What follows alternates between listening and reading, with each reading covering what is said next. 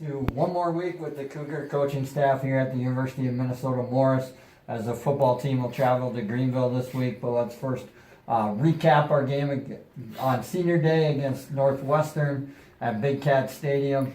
Tough way to lose. Had the lead going into the fourth quarter. Talk about a little bit what we need to do better offensively to hang on to those leads and work the clock. Yep, I don't even know if it's an offensive thing as much as it's just an entire team thing. You know, Coach and I talked a lot about it. It's the second straight week that we had a lead in the fourth quarter. You know, with an opportunity to close it out, and we just haven't, as a team this year, been able to get over that hurdle and get to that point. You know, there was some offensive things that we could have done. There was one time where we were backed up at about a 4-yard line after their big kick return that we had an opportunity to dig that ball out of there. And we just didn't from that perspective. But then Shipley comes in, and I'm sure you're going to talk about, has this a great punt and puts them in a good position. You know, then all of a sudden now it's on the defensive plate. And then, you know, special teams had a couple situations too. That pooch kick being one of them was just massive. But in terms of the kids' battle and execution in many facets, Coach, it was really good. You know, we were super proud of their effort. But we just, from about the 4.5 minute mark, we just didn't take enough steps to secure that lead and keep it the way we had before. And it's very reminiscent of what happened at Iowa Wesleyan the week before. Do you think some of that is the fact that our low numbers and we're playing two guys both ways and the fatigue factor sets in at that point? No, I mean, I honestly don't. I think it's one of those things where that might have a little bit of bearing on it, but the reality is the guys are in good enough shape to have it. We just got to always stay mentally sharp, you know, and that's one thing that I think can be trying if you're playing on both sides of the ball. But I don't think that is as much issue as just we've got to be in those situations enough to know that we're a good football club, and those are the ones where we've just got to execute at our highest level necessarily. Before we get to defense, you mentioned it a little bit. Let's talk special teams. Up and down on Saturday. Martin, player of the week in the conference. Had a little struggle with the kick return team in the same facet of getting pooch kick outs. Talk a little bit about their performance.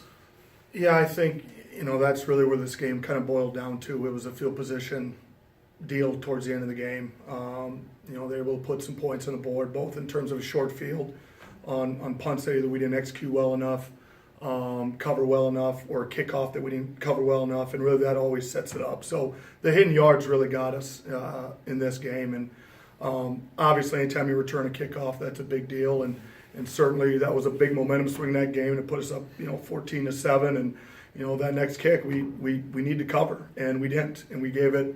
You know, got them inside, I think, our 35. Defensively, we held them, but then it just backs us up. You know, then they punt the ball, put it out to the one. Great pump by that kid. And then, like Coach said, we never really dug it out, and it set up a short field. So the special teams aspect was obviously a very critical point in that game. We also had a field goal blocked, which is points, you know. And so that, you know, and I've always thought this is special teams. I mean, that's your entire team. Those are offense, defensive guys. Anytime you're a football team like us, that comes out. You know, that is displayed, your athleticism, your ability on the field. Good football teams have good special teams. You know, it's just kind of what it is. And right now, you know, we're growing towards that. So, but yeah, for the second week in a row, you know, like Coach Jay said, we had a lead.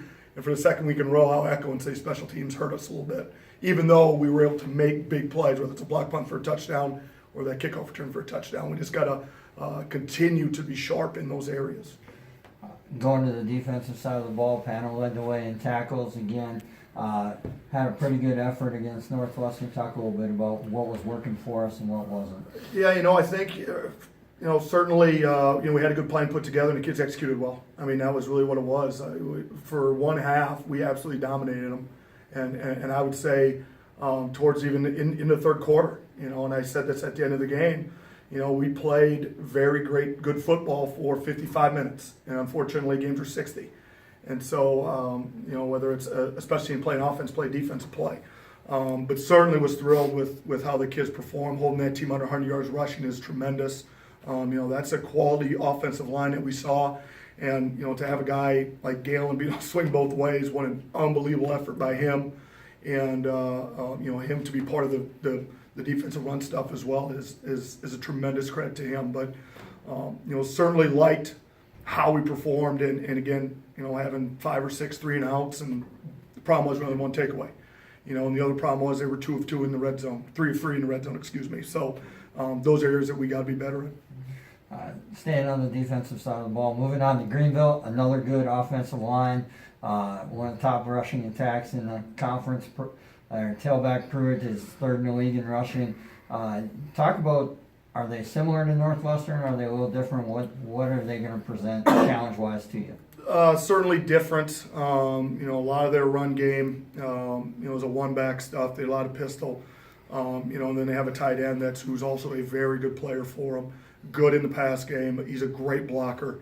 And they'll bring him into the box, and it's still, it's some zone read concepts, some variants of triple. I mean, they still have that in their back pocket, and push the perimeters, formation a little bit, really get the box tight, and then try to get to the edges.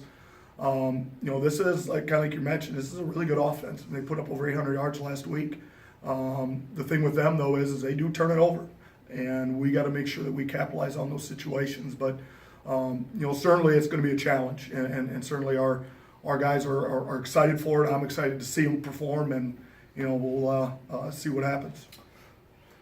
Greenville's defense, two pass rushers in the top 10 in sacks in the conference, a daunting pass rush, but then on the other side of the coin, they're kind of in the bottom end of points allowed in the conference. Talk a little bit how we can put points on the board and how we protect the quarterback. Yep, they do have a good pass rush. They've been in a situation where they've been behind in a couple games, so they've been able to really kind of key on the pass and do some different things there. But they do give up a decent amount of yards. I think they're a good matchup for us. In terms of last week, one of the biggest things I talked about was, and I'll use it again, take care of the ball, take care of your family, and we did that offensively. And all of a sudden here we are in a ball game in the fourth quarter where it's 14-7.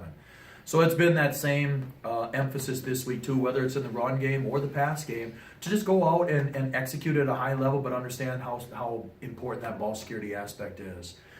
We're going to not really change anything in our pass game protection, in terms of we'll use a couple different schemes to kind of chip on guys and do stuff like that. But the reality is, I think there are going to be things there for us in both our run and our pass game that we just need to capitalize on.